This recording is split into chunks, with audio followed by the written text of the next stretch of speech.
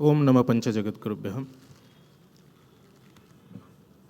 पंचाश्वदनोद्भूतान् पंचतत्वादिनायकान् पंचब्रह्ममयानोमि पंचाचार्यान् जगद्गुरून्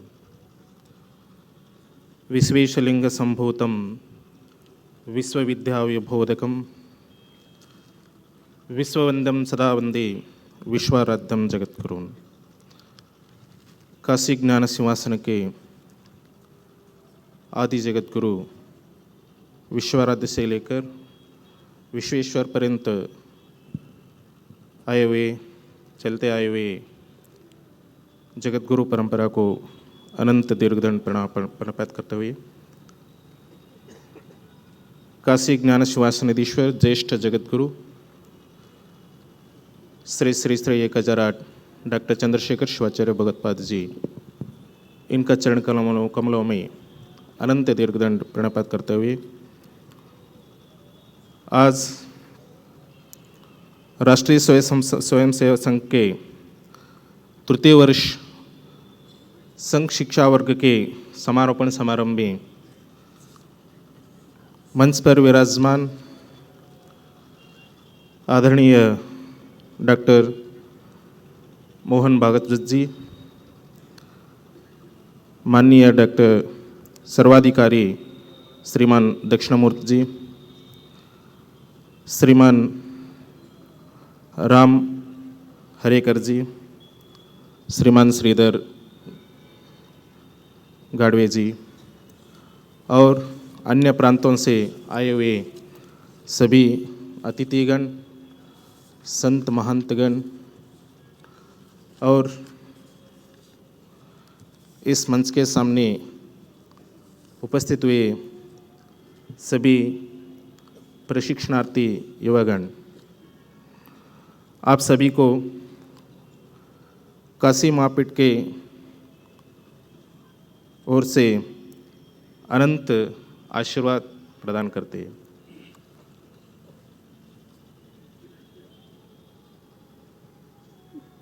विश्व के पलट पर भारत देश एक आध्यात्मिक संस्कृति वाला एकमात्र देश है। आध्यात्म में गुरु परंपरा को अनन्य साधारण महत्व है, इसलिए आध्यात्म में गुरु परंपरा को श्रेष्ठ माना गया है। इस परंपरा के मूल में भगवान शिव और ज्ञान, त्याग, वैराग्य परंपरा के लक्षण है। आदि जगतगुरु से लेकर अब तक जगतगुरु परंपरा का महान विभूतियाँ धर्म कार्य और रक्षा के प्रति समर्पित रहे हैं और यही कार्य राष्ट्रीय स्वयंसेवक संघ भी संघ के माध्यम से करीब 100 सालों से अखंड रूप से शुरू है। जो कार्य महान विभूतियाँ करते आ रहे थे वही कार्य राष्ट्रीय स्वयंसेवक संघ कर रहा है। आचार्य स्वामी विवेकानंद जी का वह संकल्प स्मरण होता है कि हिंदुओं को पारस्परिक सहयोग एवं सद्भावना सिखा सके ऐसा एक संगठन परमावश्यक है। उसी का उत्पत्ति राष्ट्रीय स्वयंसेवक संघ है। एतत् देश प्रसूतस्य सकाशात् अग्रजन्मनः स्वं स्वं चरित्रं शिक्षेरन् पृथिव्यां सर्वमानवः। जो लोग भारत देश में पैदा हुए तथा यहाँ के ज्ञानी पंडितों ने अपने अपने चरित्रों से पृथ्वी के समस्त मानव प्राणी को शिक्षा दी। हमें इस बात पर गर्व होता कि हमारे पूर्वज दुनिया में सबसे अच्छे थे, वे चरित्रवान थे और मानवीय मूल्यों से परिपूर्ण थे। ज़्यादा समय नहीं बीता, हम निराशा होने लगे, हमारे मन ढह गया और विश्वास नहीं होता कि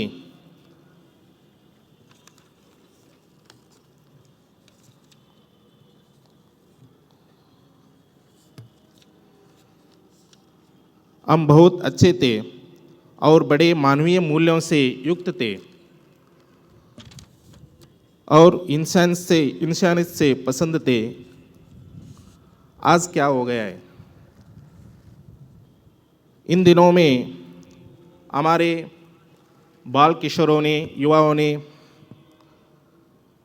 इस सब का, उनका व्यवहार, रहना पाना सब कुछ बदल रहा है। उनमें देशभक्ति कमी हो रही है। इसीलिए बाल किशोरों में, बचपन से ही युवाओं में हमें देश प्रेम का बढ़ावा देना चाहिए। सामान्यतः हर व्यक्ति को अपने बच्चों को संघ में सम्मिलित करना चाहिए। आज बच्चे अच्छे संस्कार से पले बड़े तो परिवार को नहीं, हमारे देश के लिए भी बहुत फायदा होगा। आजकल बच्चे न परिवार के न राष्ट्र के लिए काम में आ रहे हैं, न माता पिता का बातें सुनते हैं और न ही उनका सेवा करते हैं। जो बच्चे अपने माता पिता के सेवा नहीं कर सकते हैं, वह बच्चे देश के लिए क्या सेवा कर सके। इसलिए देश प्रेम, माता पिता के ऊपर प्रेम और देव भक्ति को बढ़ावा देने के लिए इस संघ का स्थापना हुई है। सामान्यतः अपने बच्चों को देशभक्ति की भावना निर्माण करना बहुत ज़रूरी है। इसका मतलब यह है कि सभी बच्चों ने ऐसे होते हैं, ऐसा नहीं है। आज भी कई बच्चे माता पिता के ऊपर श्रद्धा है, उनको सेवा भी करते हैं और देश प्रेम, उनमें देश प्रेम भी है। अपने भारत देश विविधता में एकता के लिए अपना भारत देश माना जाता है। देशभक्ति करना जरूरी है, इसलिए कि सभी पंथों, सभी धर्मों का, सभी का इस देश में स्थान दिए गए। क्योंकि जो देश प्रेम को बढ़ावा देगा, वह देश सुरक्षित रहेगा। और इस कार्य को इतने सालों से राष्ट्रीय स्वयंसेवक संघ करता आ रहा है। प्रत्येक व्यक्ति में देवभक्ति होती है, लेकिन देशभक्ति नहीं होती है। ऐसा भी होता है कि कई लोगों में देशभक्ति होती है, देवभक्ति नहीं होती। इसलिए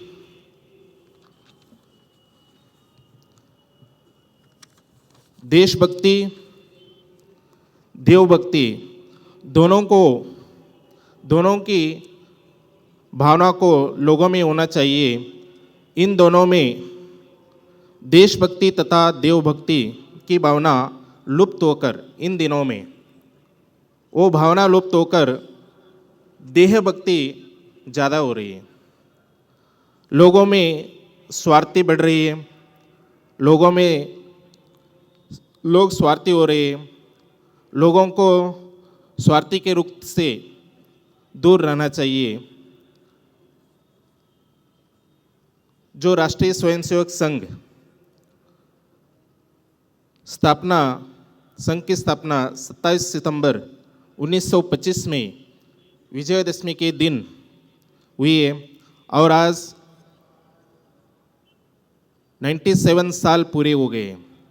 इसकी स्थापना डॉक्टर केशव बलराम हेगडेवार जी डॉक्टर साहब ने इनकी संघ का स्थापना इसी उनका घर में किए और नागपुर में स्थित इस संघ का कार्यालय से यहाँ सिर्फ नागपुर में ही नहीं, भारत में हर एक प्रांत में संघ का कार्य चल रहा है।